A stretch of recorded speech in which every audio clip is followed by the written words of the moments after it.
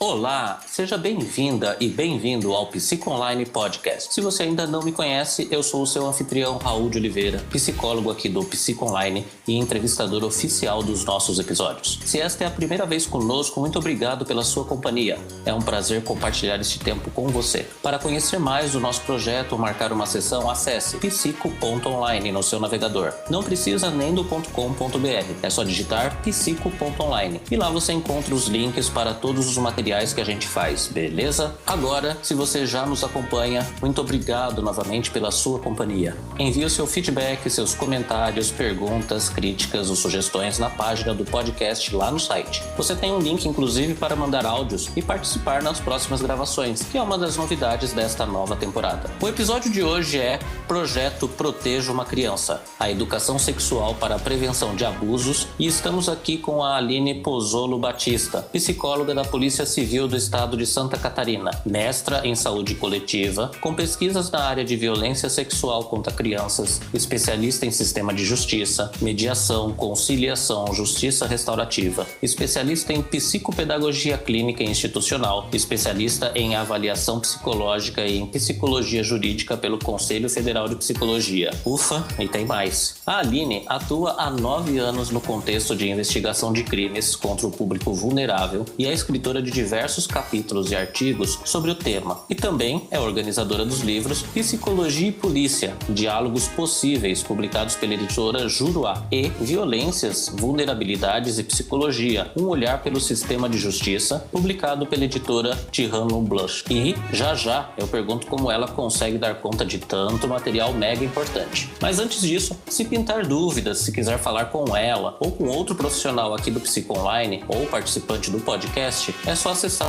psico.online. Clica no botão Fale Conosco ou envie um WhatsApp para o número 11 99 405 2821. Repetindo, 11 99 405 2821. E você também pode acessar diretamente o Instagram do projeto, que é @ProtejaUmaCriança.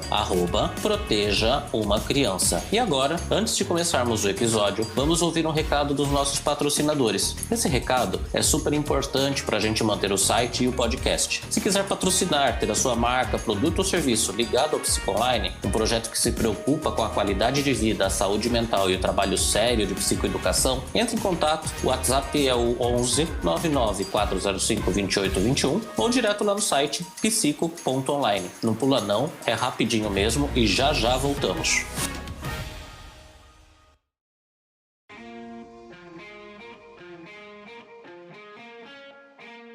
Aline, muito obrigado pela presença, seja muito bem-vinda. Estou muito feliz em ter você aqui trocando ideias, ajudando os nossos ouvintes com informação e muito conteúdo sobre o abuso sexual contra crianças e adolescentes e a educação sexual. Achei incrível a quantidade de material que você produziu. Parabéns e já me diz, como que você dá conta de tudo isso? Oi, Raul.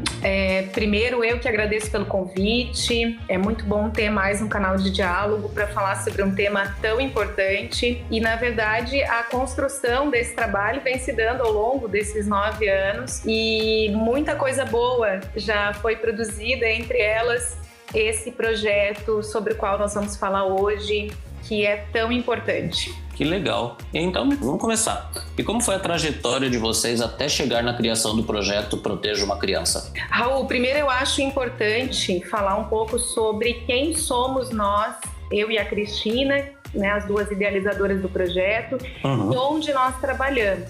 Eu e a Cristina, nós entramos para o quadro da Polícia Civil de Santa Catarina em 2012, por meio de um concurso público para o cargo de psicólogo policial. Essa instituição, aqui em Santa Catarina, né, a Polícia Civil, ela tem esse diferencial muito interessante em relação a outras polícias, porque ela apresenta no quadro funcional esse cargo, que é bem comum. E uma das possibilidades do profissional de psicologia que atua na polícia é fazer a avaliação psicológica dos casos de violência sexual contra crianças e adolescentes. Então, nós atuamos na investigação criminal. Nós costumamos atender todos os envolvidos quando há uma denúncia. Então, nós atendemos as supostas vítimas, os supostos autores, os responsáveis, também outros envolvidos. e isso nos leva a ter uma compreensão muito ampla sobre o fenômeno da violência sexual. Só que ao longo dos anos, nós fomos refletindo sobre situações que nós passávamos no cotidiano profissional. E uma dessas situações era a dificuldade para obter provas no contexto da investigação de crimes de violência sexual contra a criança. Porque, em geral, esse tipo de crime não gera sintomas específicos, né, inequívocos da ocorrência de violência. E também, quando falamos que a criança pode apresentar alguns sintomas, esses sintomas podem ser gerados por diferentes estressores da vida da criança. Então, por exemplo, nós estamos muito que vítimas de violência podem apresentar agressividade, irritabilidade, transtornos alimentares, transtornos do sono, mas esses sintomas não necessariamente estão ligados ao abuso sexual. E essa era uma das dificuldades importantes que nós tínhamos para identificar e sustentar uma acusação de violência sexual. Também é uma violência que raramente deixa sinais físicos ou clínicos diagnosticáveis. Nós sabemos que a maioria dos casos de abusos sexuais envolvem contatos pouco invasivos, né? E isso não vai mostrar alterações em exames físicos ou laboratoriais. Também é um crime que não há, de um modo geral, testemunhas. Então, as provas materiais, elas são praticamente inexistentes e a acusação acaba se baseando fundamentalmente no relato da vítima, que nem sempre consegue fazer um relato mais estruturado, ou que também muitas vezes o próprio relato é fragilizado pelo número de vezes que a criança é abordada, pela forma equivocada em que são realizadas as abordagens e também pela resistência familiar, né? Visto que a maioria dos abusos são cometidos por familiares. E aí, Raul, diante das consequências graves que nós víamos acontecer tanto para a vítima quanto para aquele contexto familiar, nós pensamos em como trabalhar para que essas situações não existissem mais, né? Para evitar essas vitimizações, evitando então também todo esse contexto de denúncia e pós-denúncia que é muito sofrido e cujos danos podem se estender para a vida toda da criança e daquele núcleo familiar. E quando vocês recebem, porque eu acredito que normalmente a denúncia ela aconteça diretamente pela presença dos pais ou da criança indo até a delegacia, ou vocês recebem a denúncia via Disque 100, que é o canal de denúncias? Então, Raul, na verdade existem várias formas dessa denúncia chegar a uma delegacia, né? Tanto o registro de boletim de ocorrência, que pode ser em delegacias presencialmente ou online. Em Santa Catarina nós temos uma delegacia online, então esses casos podem ser registrados pelo computador, inclusive com a possibilidade de registro de denúncia anônima, mas existe uma resistência muito grande, né, em ir até uma delegacia, colocar o seu nome às vezes no boletim de ocorrência. Então o que nós vemos de um modo geral nesse sentido, né, no contexto de denúncia vinda a partir do boletim de ocorrência, que muitas vezes quando o abuso sexual ele é extrafamiliar, então ele acontece fora do contexto familiar, as denúncias são feitas por familiares, pelos responsáveis da criança. Mas muitas vezes, quando o abuso sexual ele ocorre dentro da família, e que é a maior parte dos casos, essa denúncia ela é feita por terceiros, tanto pelos serviços de proteção à criança, né? Então, conselho tutelar, às vezes escolas, unidades de saúde, quanto denúncias anônimas, que aí podem vir pelo Disque 100, muitas vezes vem até pelo 181. Essa denúncia também chega por meio de e-mails, às vezes, né, que esses serviços encaminham para a gente, e aí a partir disso é registrado um boletim de ocorrência. Então, na verdade, existem muitas formas dessa denúncia chegar a um contexto de delegacia e que, felizmente, aqui em Santa Catarina, existem policiais lotados que atendem praticamente todo o estado. E como o podcast ele vai para o Brasil e exterior, né? Deixa eu fazer uma pergunta, eu acho que até uma pergunta mais inocente. Você falou que especificamente no estado de Santa Catarina tem a delegacia online. Se eu sou de outro estado e preencho ou entro lá e faço a denúncia, também resolve? Vocês passam para outro estado? Isso é interligado ou tem que procurar a regional? O Disque 100, por exemplo, ele é um serviço nacional. normal, né? Agora, as delegacias virtuais, eu imagino que elas existam no Brasil todo, tá? Mas eu não tenho essa informação para te passar com certeza, ainda mais no contexto de pandemia, porque foi uma situação que acabou mobilizando muito os serviços de denúncia online. O que acontece, Raul, é que o crime vai ser investigado onde ocorreu o fato, né? O fato denunciado. Então, não seria muito adequado realizar uma denúncia, por exemplo, de um fato que aconteceu no Rio de Janeiro, numa delegacia em Santa Catarina, né? Esse caso teria que daí ir para o Rio de Janeiro. O que nós falando de um modo geral é que o importante é que essas denúncias sejam realizadas e quando forem denúncias anônimas, que sejam repassados a maior quantidade de dados em relação àquela suposta vítima e à ocorrência. Porque quando vem uma denúncia, às vezes as pessoas fazem uma denúncia muito emocional, eu acho. Né?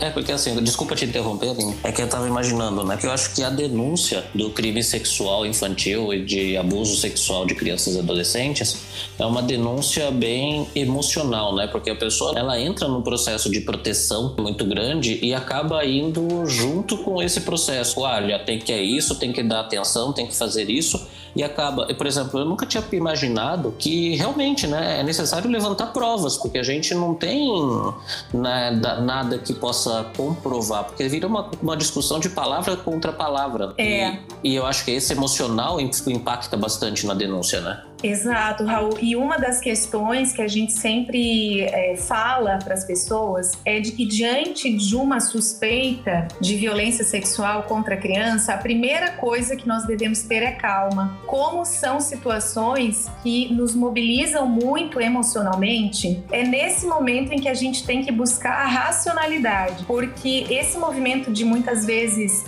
desespero, por mais que seja compreensível, né, diante do horror que essas situações geram, ela não ajuda a criança e não nos ajuda também a pensar na melhor forma de agir. Então, eu acho que é um ponto importante a dizer para todas as pessoas que estão ouvindo esse podcast, que é, diante de uma suspeita, fique calmo. Em geral, essa criança vive essa situação ao longo dos anos. Nós sabemos que quando envolve, por exemplo, uma violência sexual intrafamiliar, a tendência é de que esses abusos venham se repetindo ao longo dos anos, até que essa criança consiga revelar o que aconteceu, infelizmente. Inclusive, esse é um ponto sobre o qual a gente se debruça e insiste com as pessoas que é necessária a realização da educação sexual, para que essas histórias não se estendam, para que essa revelação se dê no início de uma história de abuso, muitas vezes antes mesmo dela vir a acontecer. Mas, Raul, o interessante nesses casos é que a rede de serviços tenha um protocolo fixo, pois saibam como agir diante de suspeitas de violência. Também é importante que as pessoas saibam que não é necessário a apresentação de provas. Quem deverá compor uma prova é a investigação policial. Então, e aí nisso que eu digo novamente que o nosso estado tem um diferencial muito grande e é muito legal estar nesse lugar, porque já durante a investigação criminal nós fizemos a perícia psicológica. Mas, Raul, então... O que é uma perícia psicológica, Aline? Perícia psicológica, ela é uma avaliação psicológica, explicando de uma maneira bem simplificada. É um processo de avaliação psicológica voltado a uma situação que foi judicializada. Por exemplo, quando a perícia é dentro do contexto de justiça. Então, quando nós recebemos uma denúncia de abuso sexual contra a criança, nós vamos avaliar aquela situação. E avaliar essa situação não é avaliar o indivíduo que é supostamente vítima, mas é avaliar todo o contexto. Então, quem é esse indivíduo, quem são os familiares, como é que se deu essa denúncia, essa situação ela tem um encaixe contextual ou não tem, quais são os fenômenos psicológicos ligados a essa questão, existe a possibilidade daquilo ter ocorrido na forma como a criança fala ou não. Então, na verdade, a diferença é que não é uma avaliação psicológica voltada ao indivíduo, mas é uma avaliação psicológica voltada a uma situação dentro do contexto pericial. Muito legal. Você trouxe que é você e a Cristina que trabalham em Santa Catarina. Na verdade, existem psicólogos em todo o estado, dentro das delegacias especializadas.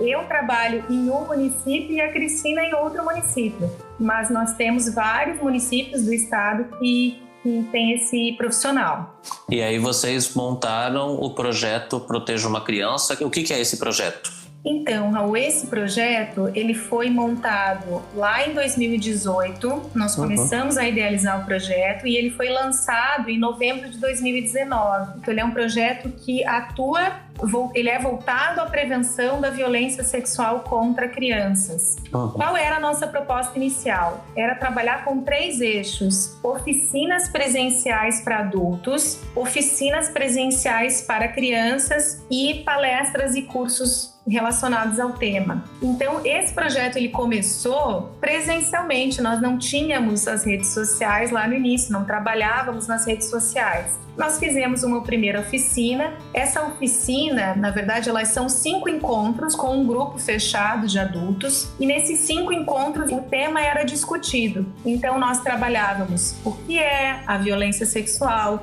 quais são os mitos relacionados à violência sexual, como agir diante de uma suspeita, como fazer um trabalho de prevenção usando determinadas ferramentas com as crianças, com quem esses adultos conviviam. Nós fizemos essa primeira oficina e quando nós estávamos nos preparando para a segunda oficina e para a oficina de crianças, que era para ser feita nas férias escolares, nessa oficina de criança a ideia era que nós trabalhássemos diretamente com as crianças sobre o que é o abuso sexual, como identificar situações de risco, como relatar essas situações de risco a um adulto, como reagir a essas situações. Nós fomos surpreendidos pela pandemia. E então, nós não queríamos parar esse trabalho, até porque imaginamos que durante a pandemia, considerando que a violência sexual ela ocorre prioritariamente no contexto familiar, então essas crianças estariam mais expostas às situações de violência porque estariam em casa, né?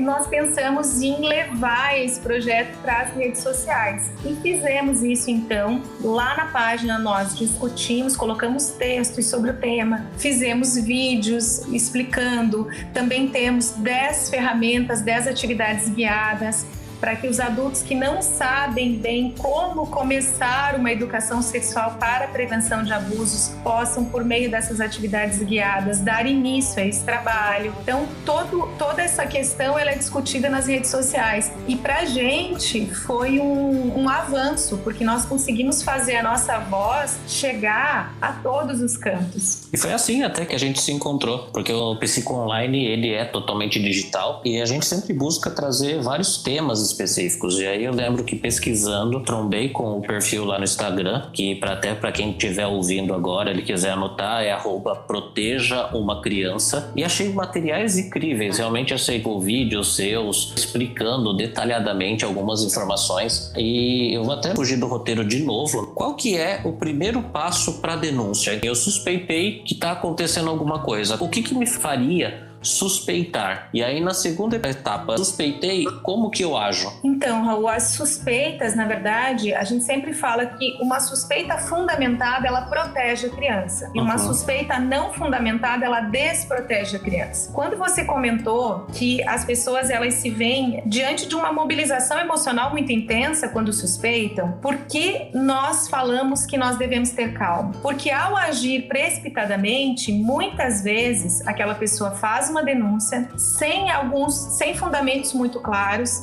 E aí nós nos vemos diante de 2 situações. Talvez, sem ter esses fundamentos, a investigação ela reste inconclusiva, reste sem indícios de vitimização. Se essa criança não foi vitimizada, tudo bem, mas se essa criança está sendo vitimizada e ao final da investigação ela resta sem indícios, essa criança volta para casa de alguma forma enfraquecida porque não foi ouvida em sua queixa ou, né, isso não foi, essa situação de violência sexual não foi descoberta, não foi sustentada, e esse autor se vê fortalecido para dar continuidade aos abusos, porque aí, além de tudo, ele pode dizer que houve uma investigação e que provaram, né, entre aspas, que ele não estava cometendo abuso. Então, lá na página nós discutimos bastante sobre isso, o que é uma suspeita fundamentada. Por exemplo, suspeitar de violência sexual em decorrência de algum sintoma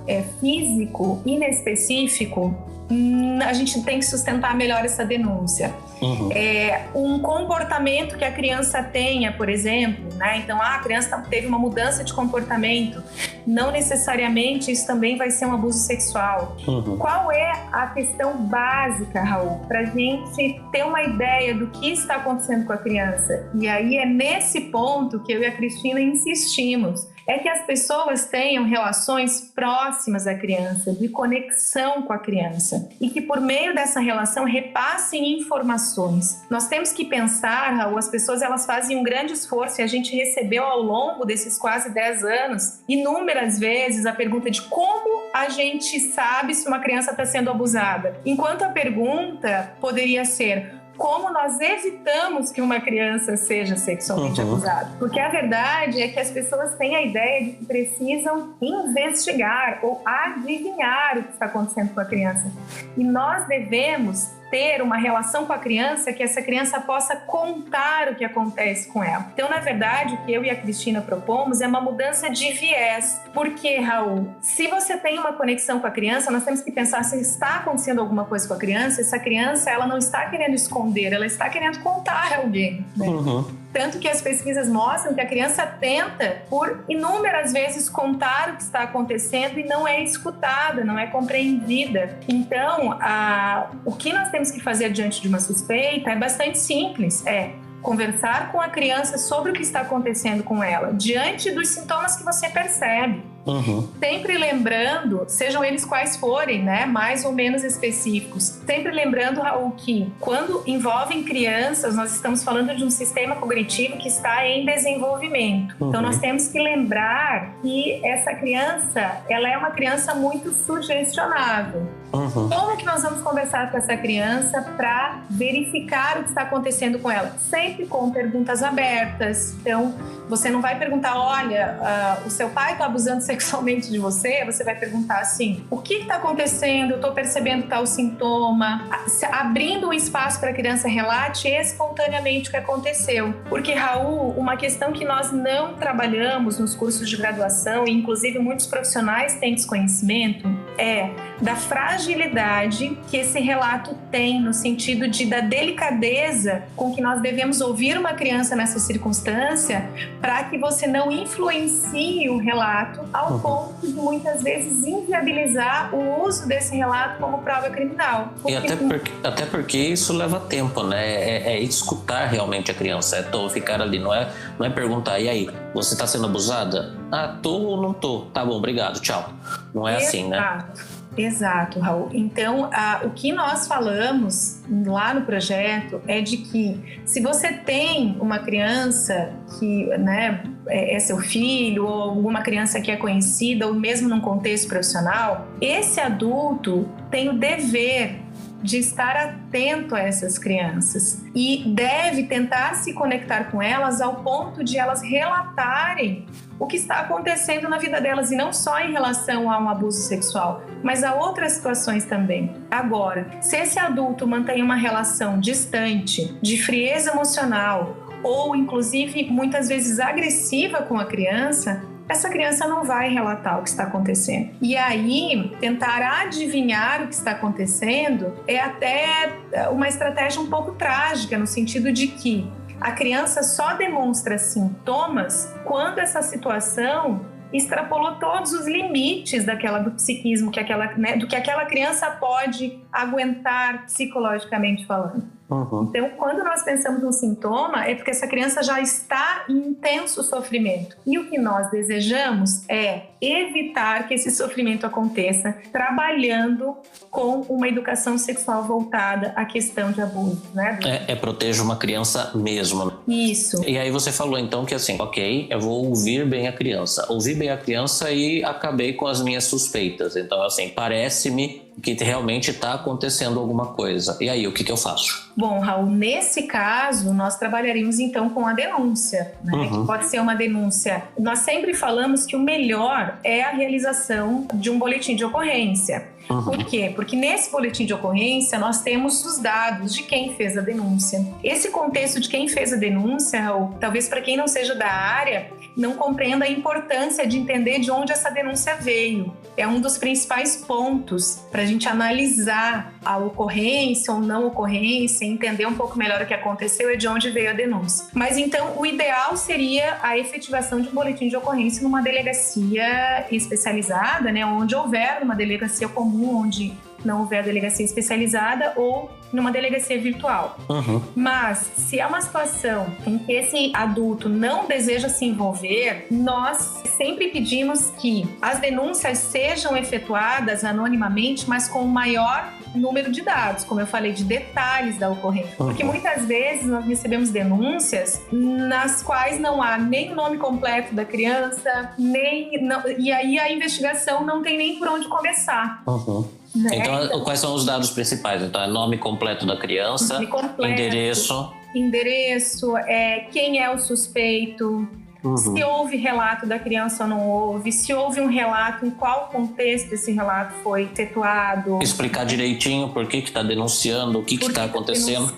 Se tiver conhecimento, qual é esse contexto familiar. Porque, Raul, quando nós fizemos a avaliação desses casos, nós, inclusive, entramos em contato com a rede de atendimentos. Então, muitas vezes nós contatamos a escola, nós contatamos os serviços de assistência social que podem atender essa criança, nós contatamos psicólogos clínicos, se eles estão envolvidos no atendimento. Então, sempre com o maior número de detalhes. A gente tem que pensar que quanto mais detalhes eu dou numa denúncia, mais eu facilito que essa denúncia seja devidamente investigada. E mais facilita, inclusive, para a ação acontecer. Porque se você dá uma denúncia vazia e você traz pouquíssima informação já com receio, o profissional que está lá, ele pode ter a maior boa vontade do mundo, mas ele não tem os dados e nem a informação para dar o primeiro passo, né? Exato. E também nós temos que lembrar, Raul, que essas denúncias, elas chegam ao Conselho Tutelar, por exemplo, via Disque 100. Quando não chegam ao Conselho Tutelar, esse Conselho Tutelar deve ser acionado, porque é ele que vai garantir os direitos da criança na ausência da família, né? Então, quando essa família não dá conta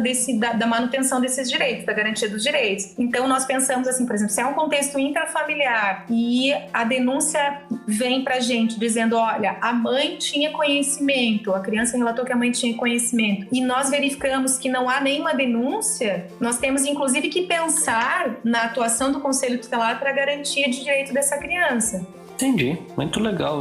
A proteção de uma criança, porque a gente age emocionalmente, a gente pensa nesse projeto. E isso acho que tem tudo a ver com a próxima pergunta. Qual que é a relação da educação sexual com a prevenção de abusos sexuais contra crianças? Mas antes de fazer essa pergunta oficial, eu quero tirar uma dúvida. A gente sempre trabalha o tema como abuso sexual contra crianças e adolescentes. E eu reparei que a gente fala no abuso contra crianças. Por que não entra esse abuso sexuais contra crianças e esse abuso sexuais contra crianças e adolescentes? Raul, a nossa ideia com o projeto era trabalhar com crianças. Existe o abuso sexual, e aí eu só vou fazer um comentário breve. Eu tenho usado, pela força do hábito, os dois termos nesse podcast, violência sexual e abuso sexual. E existem pessoas que têm compreensão de que o termo correto seria violência sexual contra crianças e adolescentes, porque abuso pressupõe que haja uma possibilidade de uso para haver abuso. Então, algumas pessoas defendem que não há nenhum uso corporal da criança que seja justificável. Mas, quando nós usamos o termo abuso sexual, e eu tenho usado os dois aqui pela força do hábito, porque lá no projeto,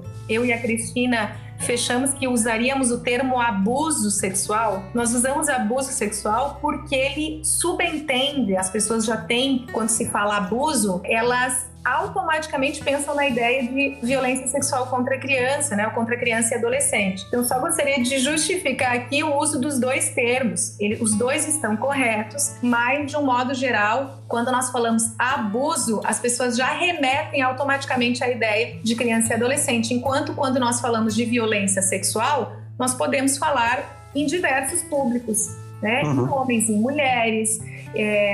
Então, só para justificar o uso dos dois termos nesse podcast. E eu acho excelente, porque isso é uma coisa, inclusive, que eu trabalho muito no Psiconline. Quando a gente está falando entre psicólogos, quando a gente está num projeto de planejamento, quando a gente está trabalhando planejando o projeto, está planejando materiais, é importante sim a gente ter em mente essa informação. Mas quando a gente está falando com todo mundo, que nem o podcast, não é feito para psicólogos e não é feito para estudantes de psicologia. Ele é feito para todo mundo. E se as pessoas utilizam aquele termo, a gente tem que falar a linguagem das pessoas. Então, assim, vale a pena, inclusive, obrigado por ressaltar isso. Eu acho que faz todo sentido, porque quando a gente fala violência, a gente está falando de um termo mais abrangente. E nenhuma violência é permitida. A gente sempre fala violência, vítima. É violência e violentado. Então, é violentador, violentado e violência. Esse é uma tríplice que a gente envolve, mas até explicar isso, a gente acabou saindo do foco que é, ok,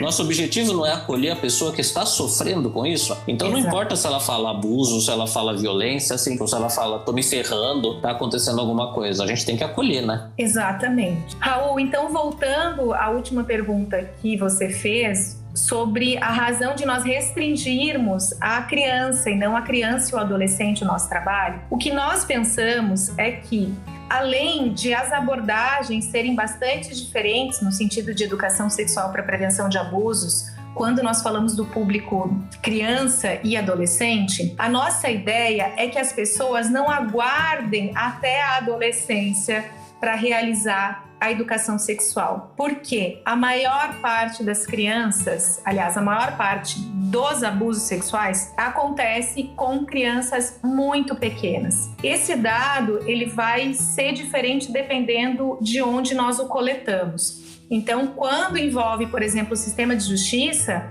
nós podemos falar ali de crianças entre 5 a 10 anos. Quando envolvem dados do Ministério da Saúde, nós falamos em crianças abaixo de 5 anos. Então, a ideia era justamente lembrar que as vitimizações, elas acontecem com crianças muito mais que com adolescentes. E que esse trabalho ele deve começar desde muito cedo. Na verdade, ele deve começar desde que a criança nasce. Porque se nós pensarmos em começar um trabalho de educação sexual para prevenção de abusos quando a criança tiver 10 anos de idade, muito provavelmente nós conseguiremos proteger pouquíssimas crianças.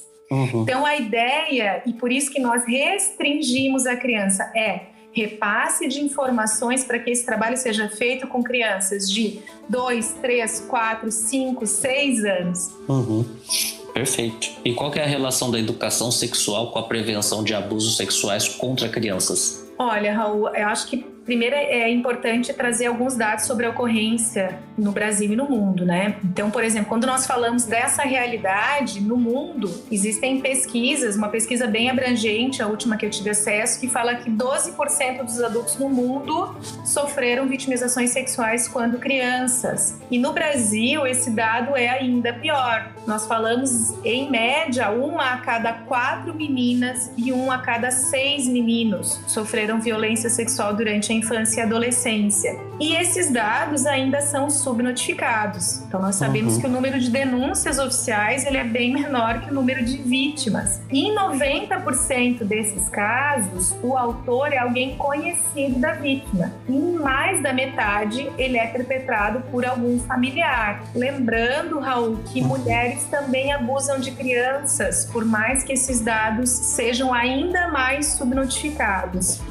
E diante desses dados, a gente imagina, né, e deseja que alguma ação possa mudar essa realidade. Como é que a educação sexual ela entra no meio disso? Ela é a única possibilidade de evitar que essas situações aconteçam. Porque como esses abusos sexuais acontecem na primeira infância, a possibilidade que nós temos de fazer com que essas crianças consigam reconhecer uma situação de risco ou reconhecer uma situação de abuso e relatar essa situação ao adulto é informando a criança sobre o que é isso, informando a criança sobre qual é a dinâmica que envolve essas situações e como, quem é o adulto para quem ela vai poder contar essa situação, o que vai acontecer a partir da revelação dessa criança para esse adulto. Então, na verdade, a educação sexual ela tem uma estreita relação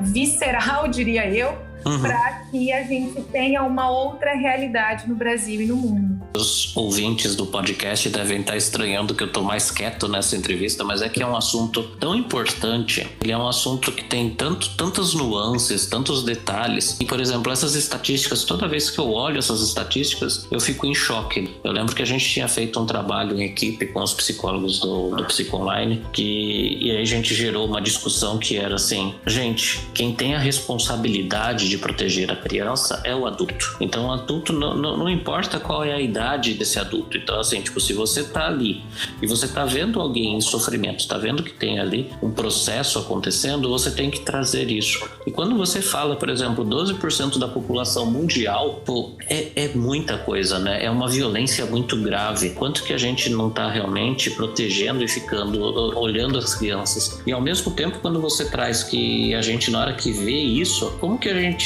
traz e levanta, né, para ter essa suspeita e para essa suspeita se contextualizar a realidade? Quais são as dificuldades que vocês têm encontrado nesse trabalho? Sim, Raul, eu só queria complementar a colocação que você fez, que eu achei muito importante. Quando nós estamos num podcast de psicologia, muitas vezes nós escutamos psicólogos se esquivando do tema, como se isso não faz sentido para mim porque eu não trabalho em psicologia jurídica, ou não trabalho com essa população, ou não atendo crianças. E nós sempre comentamos que você está atendendo alguma vítima de violência sexual, porque considerando o número de crianças que são vitimizadas no Brasil, você terá contato com essas pessoas. Não necessariamente quando criança, mas de um adulto que sofreu uma violência sexual. E aí, para você conseguir ajudar esse adulto também, você tem que compreender qual é a dinâmica da violência. Porque sem compreender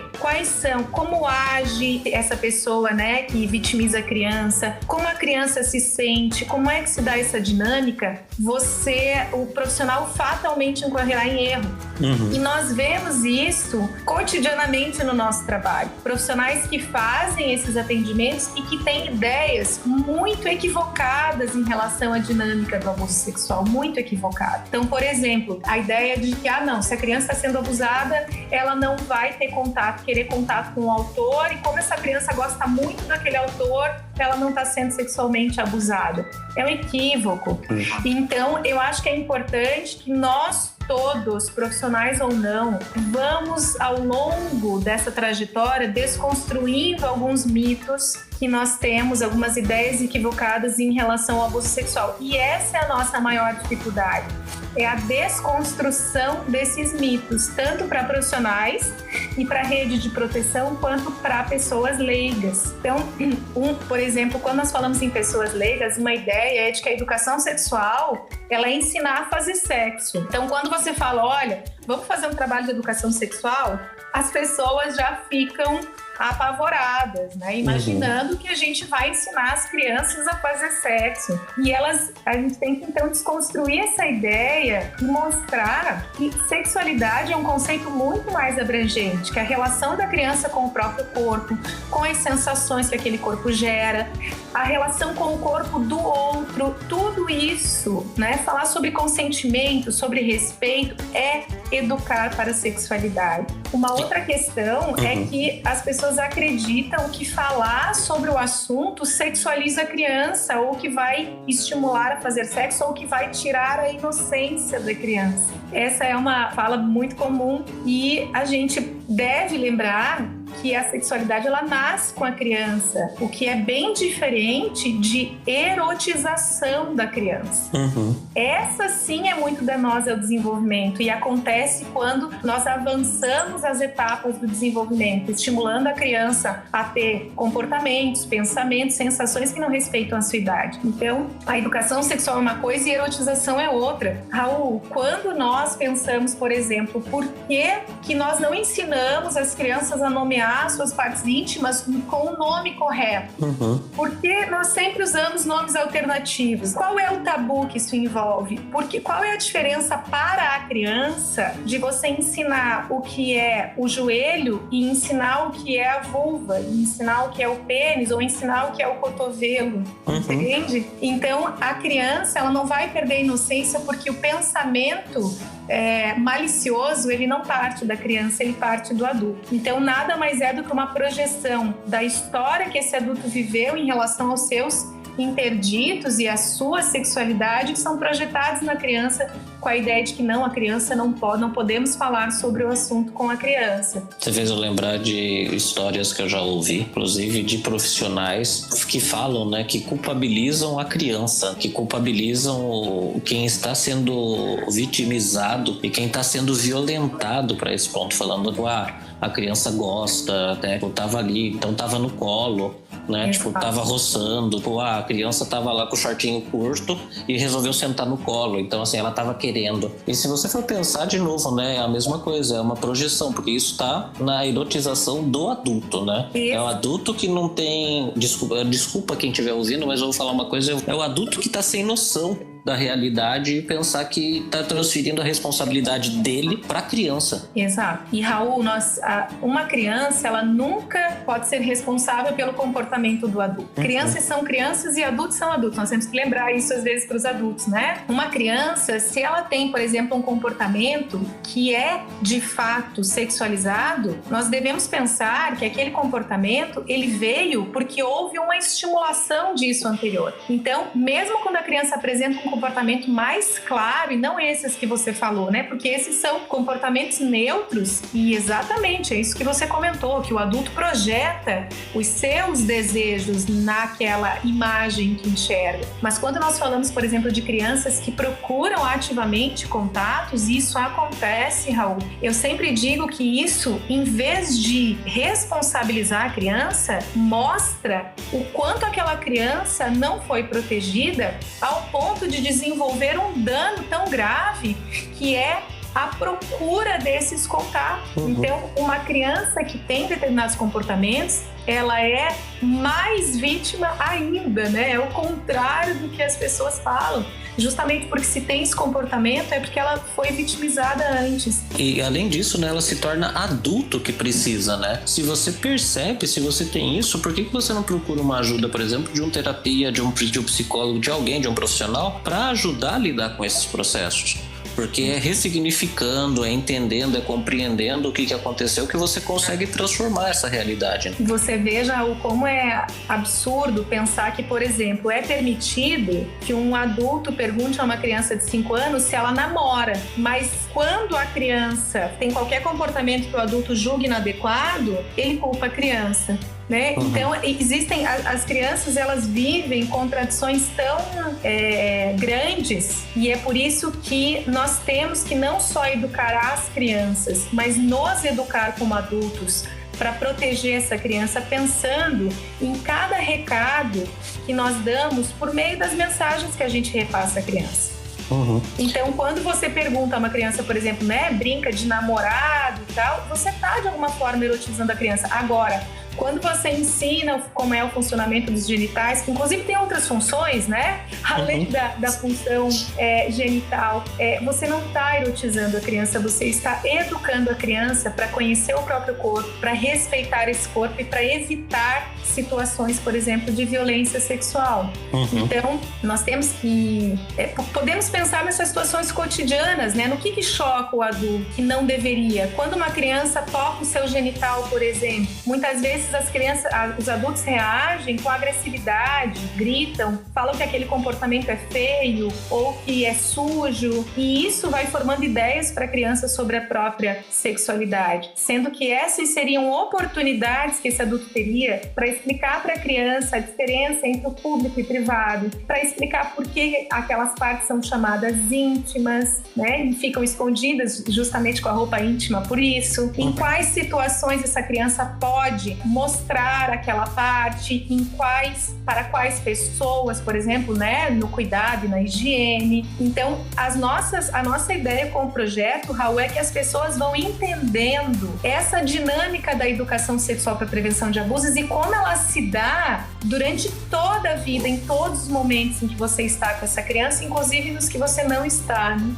E como que as pessoas podem ter acesso ao material e como que podem agir para prevenir o abuso sexual contra as crianças? Na nossa página do Instagram, as pessoas encontram textos que falam sobre abuso sexual, encontram as atividades guiadas também e encontram possibilidades de reflexão a partir dos textos e vídeos sobre qual a melhor forma de educar essa criança para prevenção de abusos. Eu entendo, Raul, e acho que é um consenso de que o que nós queremos, a maioria de nós, é que essa criança não passe por esse tipo de situação. Só que nós temos nos atido apenas a pensar na denúncia. Eu acredito que é hora de nós começarmos a pensar na prevenção desses casos também. Porque quando nós só trabalhamos com políticas de incentivo à denúncia, nós estamos passando um recado de que nós deixamos que isso aconteça para reagir diante da ocorrência. Eu reagir é um problema, né? Porque a situação já aconteceu. Exatamente. E o que nós desejamos para as nossas crianças é que elas não passem por situações tão danosas como a vivência de uma violência sexual na infância. Então, pessoal, só acessar a página lá do Instagram. Esperamos que vocês gostem do conteúdo e que consigam colocar esse conteúdo em prática na vida de vocês. Tem mais alguma dica para os adultos responsáveis por crianças e adolescentes? Se abrir para falar sobre o assunto, Raul, pensar que o principal instrumento para prevenção, não só do abuso sexual, mas de outras situações que podem ser muito traumáticas para a criança, é estabelecer com a criança uma relação mais próxima e de diálogo. Aline, foi muito legal. Gente, foi muito legal. Curtiu? Compartilha. Mas infelizmente estamos chegando ao final deste episódio. Antes de pedir para a Aline se despedir e, claro, de convidar ela para um outro episódio, preciso dizer que o Psico Online é um projeto que liga você aí que está nos ouvindo a um psicólogo ou a uma psicóloga. E para isso desenvolvemos diversos conteúdos que podem ajudar muito você no seu dia a dia. Por exemplo, aqui no podcast, na primeira temporada, falamos de tanta coisa e esta temporada está incrível. Você confere todos os episódios e a história do podcast lá no site. O endereço é https://psico.online/blog/podcast. Vale dizer que nós somos vários profissionais e que quando você entra em contato via site, via WhatsApp ou uma das nossas redes sociais, um dos nossos PCs vai fazer algumas perguntas antes de encaminhar você para uma consulta. Lembre-se também do seguinte: queremos te atender da melhor maneira possível. Assim, se a situação está apertada, se você tem alguma dúvida, não fica com vergonha não. Entre em contato, vamos fazer de tudo para você ser uma das pessoas que sabe bem o valor de uma excelente terapia, ok? Aline, gostou? Vamos nos despedir? Adorei, Raul. Muito obrigada pela oportunidade. E lembrando sempre, pessoal, protejam uma criança. Isso vai fazer uma diferença muito significativa no mundo. Um beijão. E, gente, acessem lá no Instagram, @protejaumacriança. Envie suas dúvidas, sugestões e feedbacks lá na página, no blog do podcast, que a gente vai respondendo. Nos vemos no próximo episódio.